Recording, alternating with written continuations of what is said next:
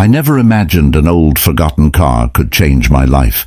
But the day I saw that dusty hunk of metal, half buried in my neighbor's overgrown yard, I knew something special was hiding beneath all that rust.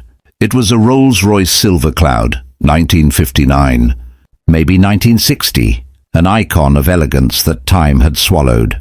My neighbor, old Mr. Jenkins, had passed away months before, and his property had been untouched since. The weeds were taller than my knees, the gate hung open, and the neighborhood HOA president, Karen, strutted around like she owned every blade of grass in sight. Everyone called her HOA Karen behind her back, but she acted like it was a badge of honor. She loved enforcing rules more than anyone loved breathing. The day I spotted that Rolls, she was already yelling at someone for leaving a trash can out 5 minutes too long. But I didn't care. My eyes were glued to that car, its proud grille, the spirit of ecstasy ornament still faintly shining despite years of neglect. Something inside me whispered, "Bring it back." I had just lost my job as an auto technician and needed a project to keep me sane, so I went to the city office, checked the estate status, and after a long paper trail, I was able to buy the car legally for a symbolic $1,000. I rolled it over next to my garage, right on my driveway that bordered Karen's pristine lawn. The sight of it nearly gave her a heart attack. "That junk heap is an eyesore," she screamed from her porch. "It violates HOA Code Section 8B, no inoperable vehicles in public view." I smiled and said calmly, "It's operable, or at least it will be." That only fueled her rage. From that day on, the war began. Every morning I'd roll up my sleeves, put on my gloves, and start scraping rust off chrome. The air smelled of old oil, dust, and determination. Neighbors walked by, curious. Some offered help. Others whispered that I was wasting my time. But every bolt I loosened, every wire I replaced felt like reviving history. The first real breakthrough came after 2 weeks when I got the old V8 engine to cough. Just once, a dry, sputtering growl that sent chills down my spine. That sound told me I was getting closer. Karen, of course, wasn't impressed. She called the HOA board twice that week, claiming I was disrupting community peace. She even took photos, zoomed in on oil stains, and emailed them to everyone on the street. But something about her obsession made me work even harder. I didn't just want to fix that car, I wanted to prove her wrong.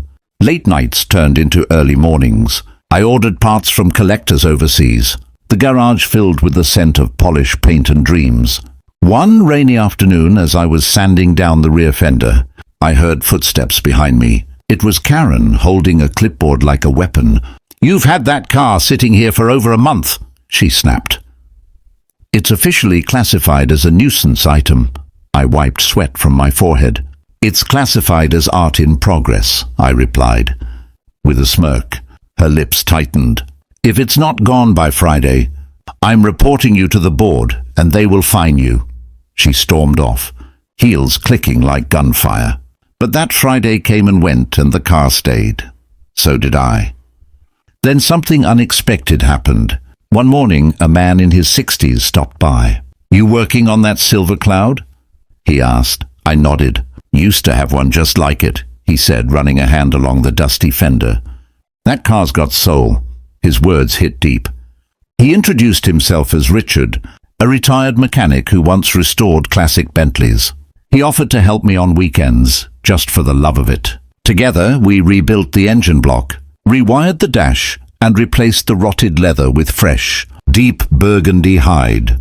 Every time the engine purred, I imagined the old Rolls rolling down London streets again, carrying someone important making history. Karen, however, seemed determined to stop me.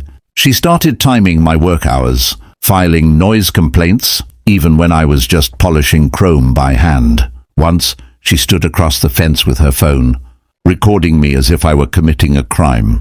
"Karen," I said one day, "why does this car bother you so much?" She crossed her arms.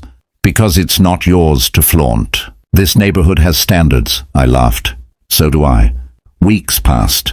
The Silver Cloud started to look alive again, its body repainted pearl white, the chrome gleaming, the Rolls Royce badge restored to glory. Even Karen's husband, a quiet man named Paul, stopped by once to admire it. "She's beautiful," he whispered, almost afraid his wife would hear. But beauty attracts envy. That same week I found a notice taped to my door: "Unauthorized vehicle work, subject to removal." My stomach twisted. Karen had gone too far this time. I contacted the HOA, ready to argue my case, and discovered something shocking. She had filed a claim stating the car was community property since it was abandoned originally. In other words, she wanted to take it. I couldn't believe the audacity. "She wants to what?" The board member on the phone repeated, stunned. "Claim it," I said. "As if she found it," he sighed. "You'll need to provide proof of purchase, registration paperwork, and restoration receipts. Otherwise, she might get temporary custody pending review." I had all those documents, thank God, but the thought of Karen even touching the rolls made my blood boil. That night I couldn't sleep.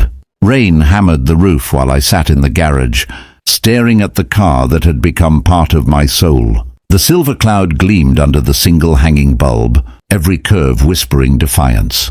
I placed my hand on the hood and whispered, "Don't worry, old girl. No one's taking you away." The next morning, a tow truck appeared in front of my house. My heart dropped. "Per HOA enforcement order, this vehicle is being impounded," she announced. Karen stood proudly beside it, clipboard in hand, smiling like a queen. "It's not street legal.